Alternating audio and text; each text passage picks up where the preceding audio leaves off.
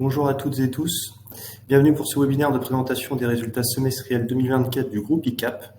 Avant de laisser la parole à Yann Digou, directeur général, Shura Rotny, directrice en charge de la stratégie d'acquisition et d'intégration, et à Arnaud Lecovic, directeur financier, nous vous rappelons que vous avez la possibilité de poser vos questions au management par écrit en cliquant sur le bouton questions en bas à droite de votre écran.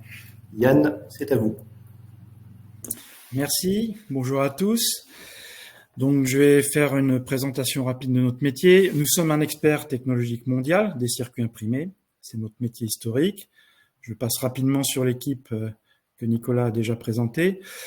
Qu'est-ce que c'est qu'un circuit imprimé? C'est ce qu'on voit en photo. C'est une carte sur laquelle on vient implanter des composants. Ça sert de liaison, de communication entre les composants. Alors, il y a énormément de technologies que je ne vais pas détailler, qu'on voit ici en photo. C'est une pièce essentielle. Ce qu'il faut comprendre, c'est que ce sont des produits spécifiques qui vont dans des produits spécifiques développés par nos clients. Nous avons également un métier de pièces techniques sur mesure via notre filiale CIPEM. Donc, le métier historique du groupe, c'est le circuit imprimé. Et on a développé depuis quelques années déjà ces pièces techniques, donc câbles, connecteurs, keypads, etc. Je passe rapidement. Nous approvisionnons aussi bien les circuits imprimés que ces pièces techniques principalement en Chine et depuis quelques années en dehors de Chine. Nous avons également 3 usines, 2 usines de circuits imprimés, une en Suède et une en Afrique du Sud et une usine clavier, qu'on appelle plutôt interface homme-machine en France. Donc 3 usines et des partenaires qualifiés en Asie et hors Asie et en Europe. Alors notre métier, c'est quoi? Nous sommes un intermédiaire technologique clé dans la chaîne d'approvisionnement des circuits imprimés et des pièces techniques. On a d'abord une présence locale un peu partout dans le monde, on le verra. Nous sommes près de nos clients pour faire du support technique, de l'expertise et les aider à développer, mettre au point leur dossier. Ensuite, tout ce qui est sourcing, qualité, logistique est géré depuis la Chine. Nous avons un peu plus de 200 salariés en Chine. Sourcing au travers de fournisseurs qualifiés. Qualité, on fait des audits régulièrement chez nos partenaires. Nous avons des inspecteurs qui travaillent chez nos partenaires, en direct dans les usines. Nous avons des laboratoires. Et en logistique, on comprend aisément que se faire livrer des pièces spécifiques techniques depuis la Chine, c'est un vrai métier. On a donc mis en place une supply chain solide. On assure du stockage, on le verra un petit peu plus loin, pour nos clients un peu partout dans le monde. On a également une assurance qui couvre l'ensemble de toute cette chaîne logistique. Alors, on travaille pour quel secteur? L'électronique, partout il y a de l'électronique. Et d'électronique, comme on le sait, il y en a tout autour de nous, dans les automobiles, dans le médical, dans l'informatique, les télécoms, etc., etc. Ce qu'il faut retenir, c'est que les marchés électroniques sont des marchés en constante croissance. Alors, c'est vrai qu'en ce moment, on marque le temps en circuit imprimé, on marque une espèce de pause du marché. On est encore sur des effets de déstockage post-Covid sur certains marchés. C'est assez surprenant, mais c'est comme ça. On a eu un effet de surcommande pendant le Covid. On est toujours dans cette période post-Covid où on voit chez nos clients des stocks qui peinent à se résorber. Ceci étant, on a atteint un plancher. On en parlera un peu plus tard. On est en train de travailler sur nos phases. On travaille déjà depuis un moment sur nos phases de croissance. Mais ce qu'on a sous les yeux, c'est la croissance du marché électronique dans le monde jusqu'à 2029. On est sur un secteur très morcelé, très fragmenté, avec quelques gros acteurs dans le métier du circuit imprimé. Je ne parle pas du métier des pièces électroniques qui est dans une configuration totalement différente. Sur le circuit imprimé, on voit qu'on a aussi une multitude de petits acteurs locaux. Et ça, c'est intéressant pour nos acquisitions. Le marché est en train de se consolider. Shura en parlera un peu plus tard. Et c'est pour nous un panier d'opportunités. Sur la partie pièces techniques, on est sur un marché complètement différent. On a beaucoup d'acteurs, de petits acteurs locaux et pas d'équivalent de CIPEM. Donc c'est un marché porteur pour l'avenir. Voilà nos métiers. 80%, un peu plus de 80% de notre métier, c'est sur le circuit imprimé, ICAP, et 17% sur notre filiale CIPEM, les pièces techniques sur mesure, marché en devenir. Forte diversification, à la fois géographique par segment de marché. On voit qu'on est majoritairement présent à 2/3 de notre marché sur l'Europe, mais on travaille beaucoup sur le développement de nos affaires sur le continent américain, et puis aussi sur l'Asie et le reste du monde. Asie, Chouard en parlera un peu plus tard avec l'acquisition d'NTW au Japon. Par segment de marché, on est assez représentatif de ce qui se passe dans nos métiers. Majoritairement, on est sur l'industrie, l'automobile, et puis on voit pas beaucoup sur les télécoms ou l'informatique, mais c'est normal. Des gens comme Apple ou Samsung n'ont pas besoin de nous et de nos services pour aller s'approvisionner tout seul en Chine. Nous poussons fort sur le ferroviaire et l'aérospatial et le militaire. Ce sont des métiers à forte valeur ajoutée, dans du high-tech, et on compte bien dans les années à venir, on fait tout ce qu'il faut pour développer ces marchés. Le groupe ICAP, en bref, c'est 650 personnes, 179 millions d'euros de chiffre d'affaires en 2023, plus de 3800 clients actifs, 38 filiales, 70 fournisseurs qualifiés, 60 pays couverts. On voit que le portefeuille moyen est de 2500 euros, qui n'est pas élevé. On a une grande répartition de nos commandes du prototype aux grosses séries. Et 3 usines sont détenues, ça j'en ai parlé, Suède, Afrique du Sud et France à Annecy. Élément important, plus de 75% du capital est détenu par le fondateur, les dirigeants et les salariés. Alors je reviens sur le nombre d'employés. On était déjà à 650 fin 2023. Et malgré l'acquisition d'NTW et de ses 40 employés, l'effectif n'a pas grimpé. En d'autres termes, avant l'acquisition d'NTW, on avait descendu l'effectif à 610 personnes, parce qu'on a des plans d'optimisation dans le tube en cours. On a une large base de clients. On a 50% chez des OEM, donc les gens qui conçoivent les produits, et 50% chez les EMS. Les EMS sont les clients des OEM. Les OEM sous-traitent une partie de leurs produits, notamment les cartes, le câblage des cartes électroniques, le montage des composants, est sous-traité par les OEM à des EMS. Donc on voit qu'on est des deux côtés. Le nombre de clients, j'y reviens pas, j'en ai parlé. On a 70% de nos clients qui travaillent avec nous depuis plus de 5 ans. Ça, c'est un élément important. On a une forte résilience des commandes qui est liée au fait que l'acquisition, le process d'acquisition des nouveaux clients est complexe et long. 29% du chiffre d'affaires est généré par les 30 premiers clients. Et notre premier client, lui, ne pèse qu'un peu plus de 3,2% du chiffre d'affaires, ce qui veut dire en clair qu'on n'est pas dépendant de 2 ou 3 gros clients. On a un portefeuille client très diversifié, très éclaté. On a une diversification de notre sourcing, mais également de nos plateformes logistiques. On a des plateformes logistiques un peu partout dans le monde, ce qui est une force pour servir correctement nos clients. On est capable de stocker pour eux et de les livrer en temps et en heure. Je crois, Arnaud, que ça va être à toi. Oui, c'est à moi en effet. Merci Yann. Donc, je vais vous présenter les résultats du premier semestre 2024 du groupe ICAP.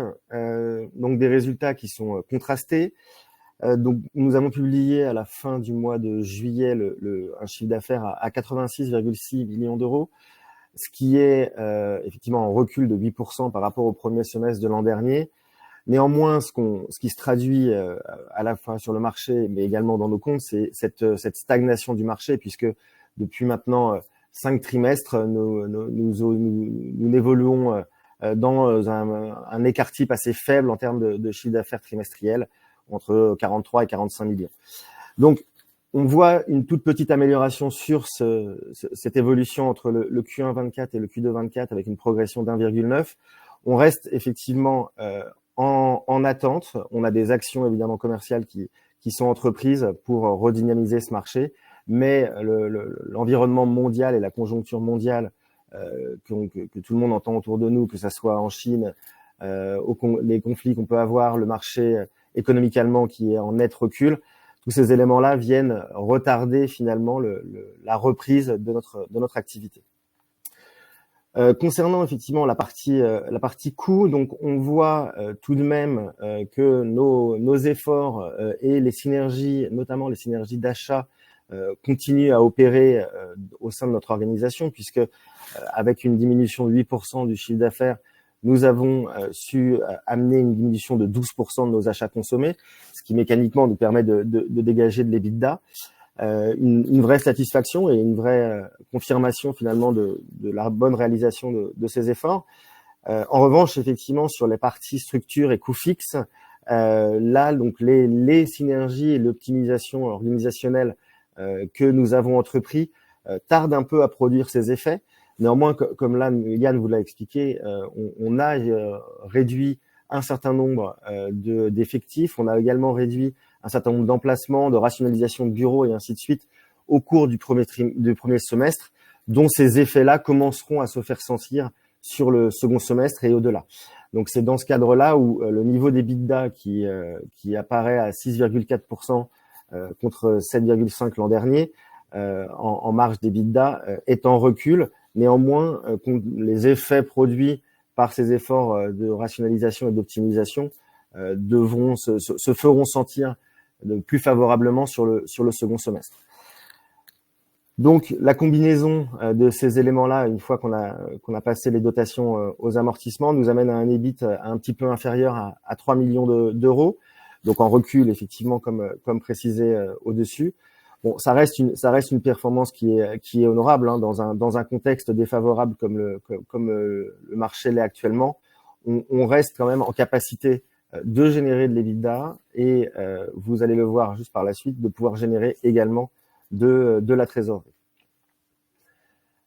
Pour parler un peu de l'évolution du bilan, pas d'évolution majeure sur notre structure bilancielle. Nous avons effectivement réalisé une acquisition en début d'année en Italie qui nous a fait augmenter un tout petit peu nos actifs incorporels, mais vraiment de faibles mesures. Une maîtrise et un effort consenti de plus en plus marqué sur le BFR, et vous pourrez le voir dans le slide suivant, qui nous permet effectivement d'avoir une meilleure transformation de la performance économique en trésorerie. Donc un niveau de trésorerie qui se termine à 28,2 millions d'euros disponibles au 30 juin 2024.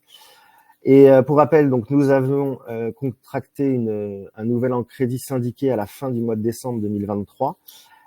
Donc nous avons effectivement commencé à rembourser les échéances prévues. Et vous voyez le capital restant dû de chaque catégorie de dette que nous avons à la fin du mois de juin. Et pour votre information, et Shora y reviendra également, l'acquisition du groupe NTW nous a permis d'utiliser la ligne de crédit CAPEX que nous avions souscrit avec le pool bancaire lors de ce refinancement à hauteur de 9 millions d'euros. Donc pour parler de la trésorerie, donc on voit donc un flux de trésorerie opérationnel au 30 juin supérieur à 3 millions d'euros. Bon, si on compare la situation au 30 juin de l'an dernier, vous voyez qu'il y a quand même une sensible amélioration. Cette sensible amélioration est le fruit du travail réalisé sur le fonds de roulement. Donc, une vraie satisfaction de ce côté-là. Ça signifie qu'avec 3,2 millions de flux de trésorerie opérationnelle pour un EBITDA à 5,5, on arrive à un taux de conversion de 60%, ce qui est conforme à nos attentes, voire même légèrement au-dessus de nos attentes. Donc, une vraie satisfaction de ce côté-là. Sur la partie des investissements, donc comme vous l'avez compris, assez limité au cours de ce semestre, donc l'acquisition en Italie, puis quelques investissements opérationnels dans nos bureaux et dans nos emplacements, mais rien de majeur pour le moment. Et donc côté du financement, donc comment est-ce que finalement nous avons utilisé ce cash généré, donc via le remboursement de nos emprunts. Nous avons évidemment respecté nos échéances et la charge d'intérêt qui est associée pour un peu plus de 4,5 millions d'euros. Et nous avons donc versé le dividende qui était convenu au même niveau que celui de l'an dernier au cours du mois de juin 2024. Ce qui nous amène donc à une consommation nette de cash d'un peu plus de 4,5 millions et une position finale de cash à 28 millions. Et donc les différents éléments composant l'évolution de cette trésorerie vous sont présentés dans le slide suivant. Et c'est ainsi que vous voyez donc à partir de la trésorerie d'ouverture, nous emmenant jusqu'à la trésorerie de clôture, la contribution de l'EBITDA et les différents points les plus marquants que sont le remboursement de la dette et les dividendes versés pour atteindre cette position finale de un peu plus de 28 millions d'euros à la fin du premier semestre. Je vais maintenant passer la parole à Shora qui va vous présenter les évolutions et la stratégie M&A. Merci Arnaud. Donc effectivement, aujourd'hui, notre objectif est très clair. Pour nous, c'est celle de maximiser la création de valeur. Donc pour y parvenir, on mise sur 3 leviers. Donc le premier qui est la croissance organique continue. La deuxième, c'est l'accélération de notre croissance externe et notre politique de croissance externe. Et la troisième qui est la réalisation d'économies d'échelle. Ce qu'il faut comprendre aujourd'hui, c'est que le groupe est assez structuré pour pouvoir absorber cette croissance future sans coût additionnel. Si on regarde un petit peu la stratégie d'acquisition, elle vise d'abord à rechercher activement des synergies, donc tant au niveau des achats qu'au niveau commercial. Par exemple, on réduit nos coûts d'achat grâce à notre puissance d'achat globale du groupe. On améliore les conditions de paiement. D'ailleurs, c'est ce qui s'est passé sur l'acquisition qu'on vient de faire. Sur des fournisseurs qu'on a en commun, on arrive très facilement et très rapidement à changer les conditions de paiement et à avoir des meilleures conditions pour le groupe ICAP. Et bien évidemment, on augmente notre puissance d'achat globale, ce qui nous permet une amélioration tout de suite de la marge brute. Ensuite, sur le plan commercial, on vise à augmenter nos ventes et nos parts de marché grâce à cette compétitivité accrue en offrant une plus grande capacité à répondre aux besoins des clients qui sont plus importants et à accroître des ventes auprès de notre base de clients existants. Donc, c'est un process qui dure un petit peu plus longtemps. Néanmoins, c'est vraiment cette synergie cette synergie commerciale post-intégration qu'on vient rechercher lors des acquisitions. Donc, notre équipe M&A, donc, elle structure cette stratégie d'intégration avec rigueur et précision. Ce qu'il faut savoir, c'est qu'on est alimenté aujourd'hui par nos directeurs et nos exécutifs VP. On a plus de 38 filiales dans le groupe, comme l'a indiqué Yann. Donc, ils viennent nous alimenter et l'équipe M&A cible en priorité des entreprises avec un chiffre d'affaires de moins de 20 millions d'euros, un portefeuille client qui est assez large, puisque c'est bien là qu'on va venir chercher les synergies commerciales, avec une marge brute supérieure à 25%, bien évidemment rentable, et qui vont permettre de fortes synergies. Donc ça, c'est vraiment des éléments qu'on va rechercher lors de nos due diligence, de savoir qu'on va pouvoir faire par la suite des synergies au niveau des achats, au niveau de l'optimisation opérationnelle. Donc c'est vraiment ça qu'on va venir rechercher dans les entreprises qu'on cible. Aujourd'hui, on a identifié plus de 500 acteurs, donc et c'est bien là qu'on vient chercher les acquisitions. On en a contacté plus de 150 et on est en discussion avancée avec plus de 11 sociétés aujourd'hui. Donc, le succès de cette stratégie, elle se reflète dans notre track record, puisque on a réalisé aujourd'hui plus de 21 acquisitions multigéographiques entre 2021 et 2024, et ce qui a entraîné une amélioration de notre marge brute commerciale. Donc, ces acquisitions non seulement enrichi notre portefeuille client, puisque c'est bien ça qu'on va venir rechercher dans le rationnel d'investissement, mais elles ont également apporté des compétences et des expertises clés, ce qui nous permet de renforcer notre positionnement géographique, stratégique et notre capacité à servir des marchés qui sont à plus forte valeur ajoutée. Donc, ce qu'on regarde, c'est qu'avec une marge moyenne brute pondérée des acquisitions qui sont supérieures à 30%, on démontre notre capacité à sélectionner et à intégrer efficacement ces cibles, ce qui contribue à l'amélioration de notre marge brute commerciale.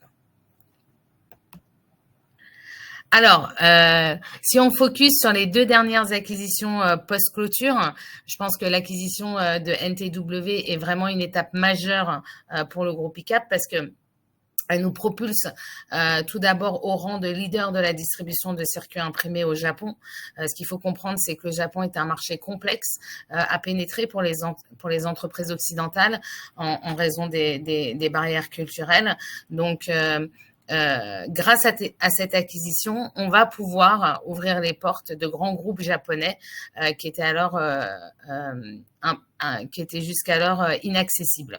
D'ailleurs, le management de NTW va nous accompagner dans cette intégration et ce qui va nous permettre de faciliter la réalisation de synergies entre nos deux structures.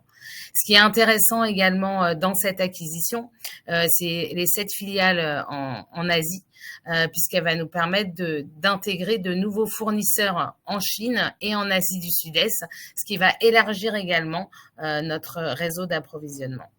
Donc, c'est là où le rationnel de cette acquisition est très importante pour le groupe ICAP et majeur. Donc, on est très heureux aujourd'hui d'avoir intégré ce groupe au sein du groupe ICAP. Et également, aujourd'hui, nous avons réalisé l'acquisition de François Frères. Donc, ce qu'il faut comprendre, cette opération est immédiatement relative pour le groupe ICAP puisqu'on vient internaliser notre principal intermédiaire du groupe et on va venir réduire les honoraires d'agents dont s'acquitte le groupe ICAP. Donc, elle nous permet également d'intégrer des experts du marché du circuit imprimé au sein du groupe ICAP. Si on regarde un petit peu l'avenir, donc aujourd'hui on dispose d'un pipeline robuste puisque on a plus de 11 cibles à l'international, donc multigéographiques entre 1,7 million et 21 millions, ce qui représente un chiffre d'affaires potentiel supérieur à 100 millions d'euros. Donc on est assez confiant quant à la réalisation de nos perspectives financières. Finalement, si on doit conclure, on voit bien que la stratégie M&A est un vrai pilier essentiel de notre vision à long terme, ce qui va nous permettre de renforcer notre position de leader sur le marché. Et là, je passe la main à Yann pour les perspectives financières. Alors, perspectives financières. On garde notre objectif de 500 millions d'euros de chiffre d'affaires à moyen terme. Alors, comme l'a expliqué, Shura sera tiré par la croissance organique et par une forte expansion des acquisitions. Donc, je dirais que pour faire simple, sur les acquisitions, on est au rendez-vous. Sur la croissance organique, pour l'instant, on ne l'est pas, mais on reste confiant. On est conforme au marché. On est peut-être même un peu mieux que le marché. On se compare souvent aux plus gros acteurs dans notre métier, plus gros acteurs sur le marché. Et si on regarde le plus gros acteur sur le semestre 1, lorsqu'il fait moins 14% sur son activité, nous, on est à moins 8%. Alors, pour plein de raisons, plein de bonnes raisons. Donc, on reste confiant. Ce qui est difficile pour nous à gérer, c'est que quand on construit nos budgets, bien sûr, on le fait à partir des prévisions de nos clients. Les forecasts de nos clients se sont décalés au fil de l'année, c'est ce qui nous a un peu surpris à la fin du premier semestre. Donc, on a engrangé de nouveaux part numbers, de nouvelles références dans tous les domaines. On a engrangé de nouveaux marchés, mais ces marchés tardent à démarrer en volume. On voit ces marchés postponés, reportés au fil du temps. Bon, ils sont là. Maintenant, on attend cette reprise. Bon, de notre côté, nous, on a mis les actions en place de façon à ce que dès que ça reparte un peu, on puisse accélérer. On espère avoir un effet un peu exponentiel. Bon, c'est pas la première crise qu'on connaît dans le métier. Il y en a eu d'autres. Il y en aura d'autres. C'est comme ça. Il faut courber le dos et savoir prendre les bonnes décisions en interne et rationaliser pour repartir plus fort quand le marché repartira. Donc, on réaffirme l'ensemble de nos objectifs de croissance à moyen terme, avec cet objectif en 2026 de 9,5% de marge de ROC. Je crois que j'ai à peu près tout dit. Sur la politique de dividendes, on a un objectif de taux de distribution d'environ 30%, mais ça sera décidé de toute façon en temps et en heure avec le conseil d'administration.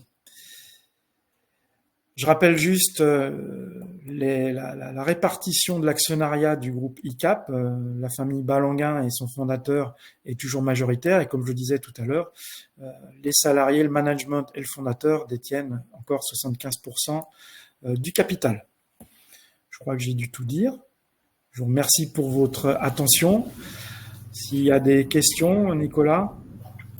Merci beaucoup à tous les trois. Effectivement, avant de lancer la session de questions-réponses, nous vous rappelons que vous avez la possibilité de poser toutes vos questions au management par écrit en cliquant sur le bouton « Questions » en bas à droite de votre écran. Alors, effectivement, nous avons reçu quelques questions.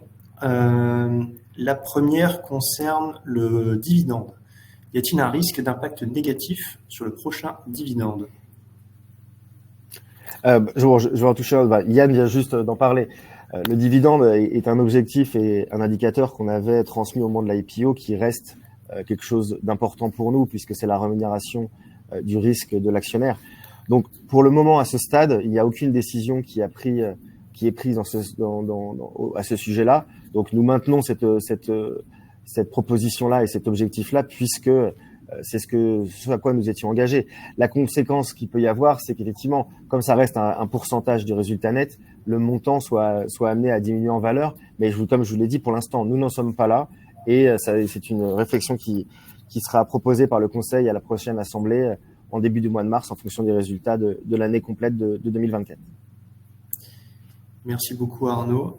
Nous avons quelques questions concernant les dernières acquisitions réalisées. Alors pour la première, quels sont les types de multiples que vous avez payés sur les dernières acquisitions? Comptez-vous faire une pause afin d'intégrer et remonter les marges? Est-ce que les prix pourraient baisser sur la base des résultats 2024 en baisse aussi pour les cibles? Alors, je la prends. Donc, les multiples, sans vouloir tout dévoiler, mais c'est vrai qu'on utilise des multiples entre ce qui peuvent aller entre 4 et 8, tout dépend du positionnement géographique, donc 4 à 8 fois les bits ou les EBITDA. Donc, si on regarde, ce qu'il faut savoir, c'est que nos offres de prix sont souvent avec des systèmes de earn-out, donc des compléments de prix. Et donc, si il y a une dégradation de la cible, effectivement, ça a un impact sur le prix puisqu'on paye un pourcentage au closing et le reste est soumis à la performance de la cible sur les 12, 24 ou même plus longtemps puisqu'on va jusqu'à 4 ans sur la politique de complément de prix qui est pour nous aujourd'hui un élément très important puisqu'il permet aux fondateurs de rester et de nous aider à réaliser les synergies. Donc, il y avait plusieurs questions, Nicolas. Je pense que j'en ai répondu à une ou deux. Mais si tu veux. Effectivement, la première, c'était les types de multiples payés sur une acquisition. La deuxième, c'était est-ce que vous comptez faire une pause afin de les intégrer et de remonter les marges? Alors, on a une équipe intégration qui est dédiée, qui travaille main dans la main avec les exécutifs VP. On a une équipe dédiée sur l'intégration qui vient épauler l'intégration. Ensuite, je peux pas dire une pause. Effectivement, aujourd'hui, on vient d'intégrer NTW. On a déjà travaillé en amont la timeline d'intégration. Ensuite, s'il y a des opportunités qui se présentent, on va les réaliser, mais on ne peut pas dire qu'on fait de pause. Merci beaucoup, Chora. Et la dernière, effectivement, c'était est-ce que les prix pourraient baisser sur la base des résultats 2024 en baisse aussi pour les cibles? Mais ça, je crois que tu y as répondu. Voilà. Autre question que nous avons concernant les acquisitions, c'est concernant celle de François Frère.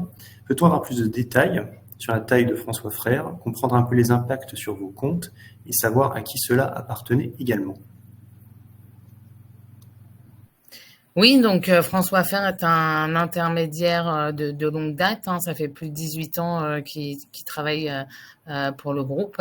Donc aujourd'hui, ce qui va nous permettre de réduire les honoraires d'agents. Donc si vous regardez dans les comptes, les honoraires d'agents, ça représente plus de 90% des coûts des honoraires. Et ce qui va nous permettre aujourd'hui d'intégrer également ces équipes. Donc c'est pour ça que cette opération aujourd'hui, elle est relative pour le groupe ICAP, puisque on intègre directement les résultats d'exploitation de François Frère. Ça va améliorer notre marge d'EBITDA. Merci beaucoup, Chora. Autre question sur les acquisitions. Dans les cibles communiquées lors des résultats annuels, NTW n'était pas présent. Est-ce que cela signifie que la prise de contact et le closing ont été bouclés rapidement en 6 mois? Non, c'est vrai qu'on met souvent, alors, on met souvent des discussions avancées en fonction de nos discussions. Je pense que de mémoire, elle y était sur Ouais, il me les semble aussi, ouais. dernières, mais bon, faudrait que je regarde. Non, non, NTW, c'est 18 mois de discussion. Donc après, tout dépend de ce qu'on décide de mettre dans les dans les slides, mais c'est vrai que on avait mis, je pense, dans les slides les dernières discussions avancées. Mais pour moi, il y était, donc je vais revérifier. Mais en tout cas, non, ça n'a pas pris 6 mois entre la date de discussion et la date de closing. Ça a pris 18 mois de discussion. Merci, Chora. Avez-vous des pistes d'acquisition en Amérique du Sud et plus particulièrement en Argentine? On a des pistes multigéographiques. Maintenant, l'Argentine n'est pas forcément le pays, n'est pas forcément un pays où il y a beaucoup de traders, de distributeurs, pardon, de circuits imprimés qui ont le même modèle économique que nous. Donc aujourd'hui, c'est vrai que on travaille plus avec au niveau du marché sur le Brésil, mais l'Argentine, non, on peut pas dire qu'on a des pistes d'acquisition en Amérique du Sud. Merci, Chora. Autre question, peut-on avoir les earn-out des nouvelles acquisitions réalisées? À date, à combien s'élèvent tous ces earn-out? Alors sur sur les dernières acquisitions qu'on a réalisées, on est sur du entre 75 et 80 de paiement à date de closing et 20-25% sur les earn-out. Après, à combien dans les comptes elles se manifestent, je te laisse répondre. Non, pas de souci. Donc, non, effectivement, on traduira dans les comptes de fin d'année la dette d'earn-out qui correspondra à ces acquisitions, qui sera estimée à la juste valeur comme demandé par IFRS 3 révisé. Donc, à l'heure actuelle, on n'a pas de montant définitif puisque l'acquisition date de la semaine dernière. Donc, les analyses d'intégration au regard des normes comptables pour l'instant ne sont pas faites. Mais vous avez à peu près les proportions que vous a donné Chora pour vous donner une idée. C'est pas beaucoup plus différent de ce qu'on a fait lors des dernières acquisitions en termes de répartition entre le prix payé upfront et l'earn-out à verser sur les prochaines années. Merci beaucoup. Autre question concernant les acquisitions. Quels sont les profils de sociétés dans la liste des acquisitions possibles? Est-ce que c'est du pure trading, des fabricants mixtes? Donc c'est vrai que on s'adresse plus particulièrement à ceux qui ont le même modèle économique que le groupe ICAP, que ce soit au niveau du PCB ou des pièces techniques sur plan. Maintenant, on a déjà réalisé des acquisitions avec des sociétés de production et des sociétés de distribution qui avaient les deux activités. Donc on s'interdit pas de racheter une société qui a également de la production, parce qu'il faut comprendre que on essaye aussi de se diversifier au niveau des sources d'approvisionnement, et ça peut être aussi une position géographique stratégique pour le groupe ICAP. C'est ce qui s'est passé pour l'usine Trax ou l'usine MMAB qu'on a rachetée en Suède. Après, la proportion distribution, elle est toujours beaucoup plus importante que la proportion fabrication. Merci beaucoup, Chora. Je crois que nous avons fait le tour des questions. Donc, Yann, je te laisse le mot de la fin.